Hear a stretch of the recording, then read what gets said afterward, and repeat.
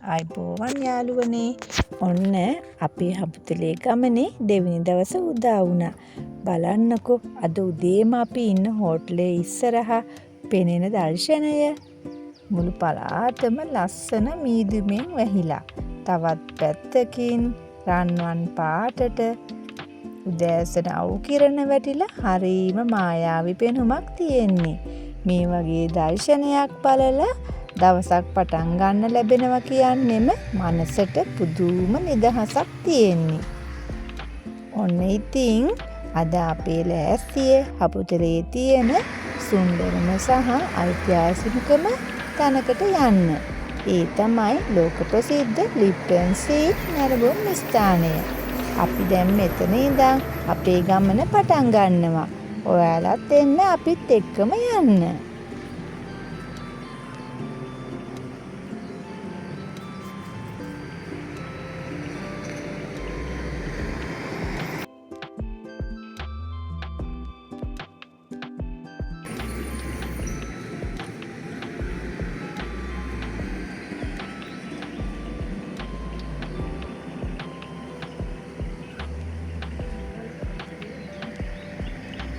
අපි හිටියේ කාමරේ වීදුරුවල බලන්නකො මේ පින්න වැදලා තියෙන විදිය. ඉතින් අපි ඒකේ ලස්සනට හાર્ට් එකක් එහෙම ඇඳලා අපි හරි සතුටින් කාලය ගත කරා. අපි ඉතින් අපේ තේක එනකන් අපි මේ වගේව කර කර ඒ වෙලාවේ කාලය ගත කරා.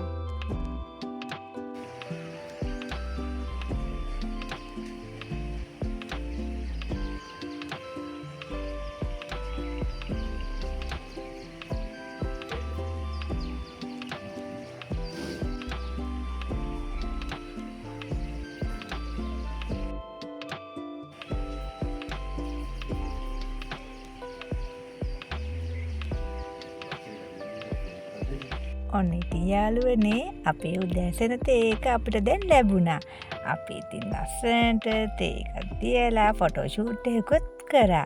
අපේ පුංචිපට උදේන්නත් ඉතින් තේක ලැබෙනකන් නොවිසිල්ලෙන් තමයි බලාගෙන හිටියේ. අපි ඉතින් ෆොටෝ ෂූට් එක කරලා ඊට පස්සේ පුංචි දරුවෝ දෙන්නත් එක්ක අපි ලස්සනට ෆොටෝ ටිකක් එහෙම අරගෙන අපි ගමන ලිප්ටන් සීට් ගමන ආරම්භ කරන්න යන්න හිතාගෙන තමයි ඉන්නේ.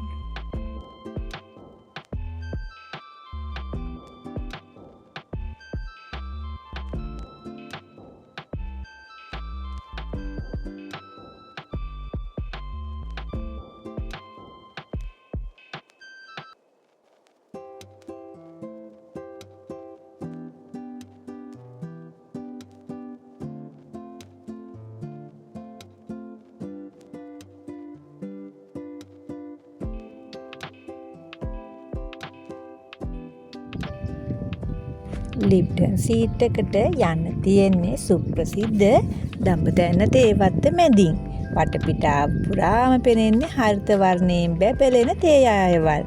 උදේම තේ දළු නෙලන වතුකම්කරු කාන්තාවන් මේ පරිසරයේ තියෙන නිහඬ බව බිඳින කුරුල්ලන්ගේ නාදය මේ ගමන තවත් ලස්සන කරනවා.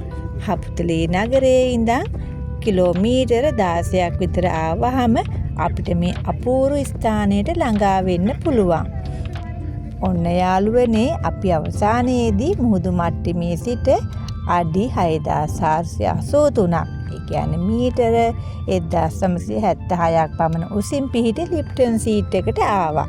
මොකද්ද මේ ලිප්ටන් සීට් කියන්නේ? ඔයාලා දන්නවා ලෝක ප්‍රසිද්ධ ලිප්ටන් ටී සන්නාමය ලංකාවේ තේ වගාව ජාත්‍යන්තරයට අරන් යන්න මූලික වුණු ශ්‍රීමත් තෝමස් ලිප්ටන් මහත්තයා තමන්ගේ වතු ආයවල් නිරීක්ෂණය කරන්න නිතරම ආපු තැන තමයි මේ. එතුමා මෙතන ඉඳගෙන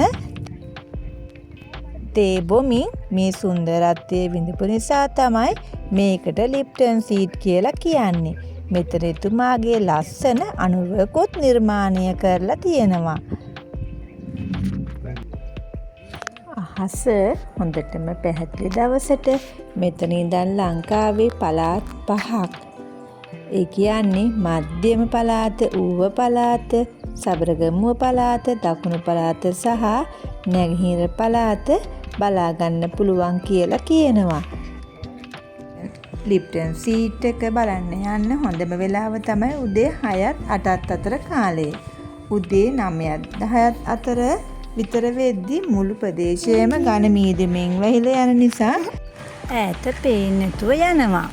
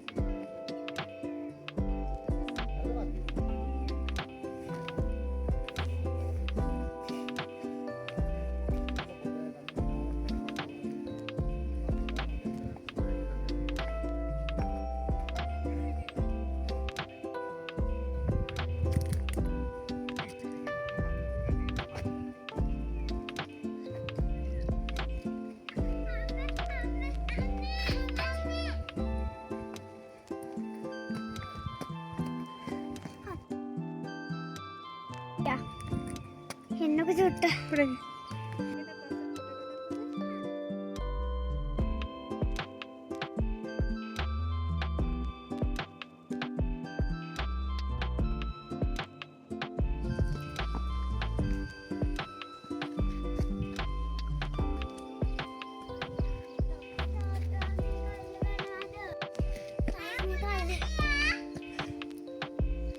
අන්නනා අම්මට ඇත්තම කල්ලගනවද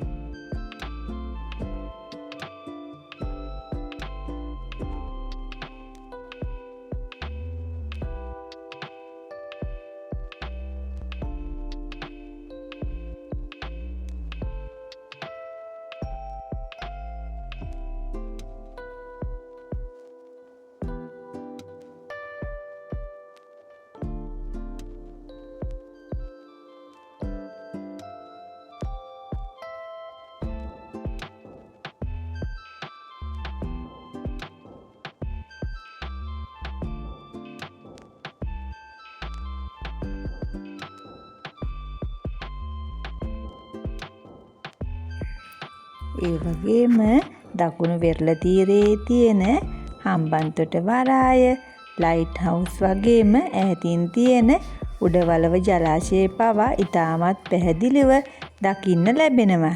හැබැයි මෙතන තියෙන ලොකුම ලස්සන තමයි මොහොතින් මොහොත වෙනස් වෙන කාලගුණය. එකපාරටම ලස්සනට අවුව පායනවා. ඊළඟ තප්පරයේදී මුළු පරිසරයම සුදුම සුදු මීදුමින් වැහිලා යනවා. හරියට අපි වලාකුළු උඩ ඉන්නා වගේ හැඟීමක් තමයි දැනෙන්නේ. ලිප්ටන් සීට් එකට උඩට ආවහම මෙතන තියෙන පුංචි කඩයකින් උණු වෙලවරියා පොල් රොටි කෑල්ලක් කාලා සැබෑ සිලෝන් ටී කෝප්පයක රස බලන්න අමතක කරන්න නම් එපා. මේ සීතලට තේ කෝප්පෙන් දෙන උණුසුම හරිම අගෙයි.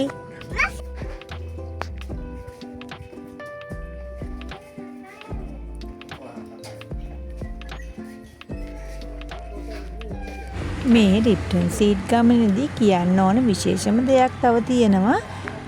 ලිප්ටන් සීඩ් බලන්න එන්න දඹදිව ෆැක්ටරි ළඟින් එනකොට එතන තියෙන ට්‍රීවිල් පාර්ක් එකේ අයියලා ඒගොල්ලන් කියන්නේ අපේ වාහන වලින් යන්න බෑ කියලා. ඒක නිසා ඒගොල්ලන්ගේ ට්‍රීවිල් වලින් ගමන යමු කියලා තමයි කියන්නේ. ඒ වුණාට අපි නම් අපේ වාහනෙන්ම උඩටම ආවා. ගොඩක් ඉතින් පාර පටුයි.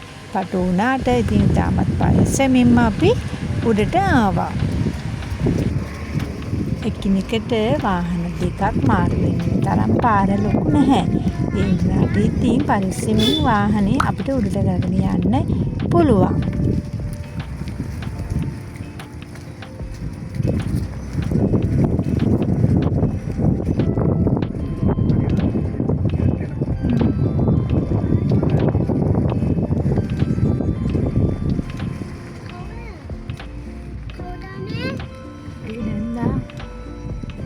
පස්සට ගන්නකෝ.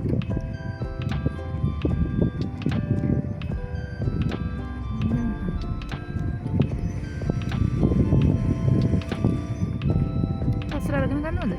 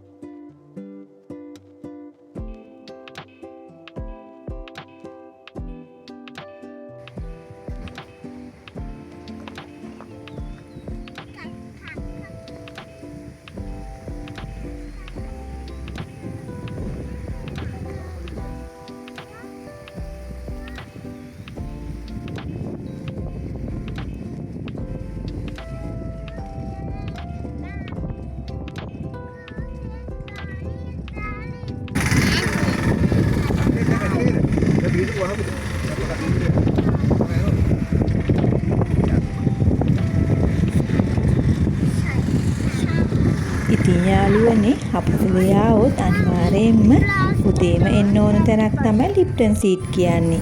අද අපේ මේ වීඩියෝ එකට ඔයාලා කැමති ඇති කියලා හිතෙනවා. වීඩියෝ එක ලයික් කරලා යාළුවන්ට බලන්න ෂෙයා කරන්න. තවත් මේ වගේ ලස්සන වීඩියෝ එකකින් හම්බෙමු. channel එක subscribe කරලා නැත්නම් දැන්ම subscribe කරන්න. හැමෝටම සුබ දවසක්.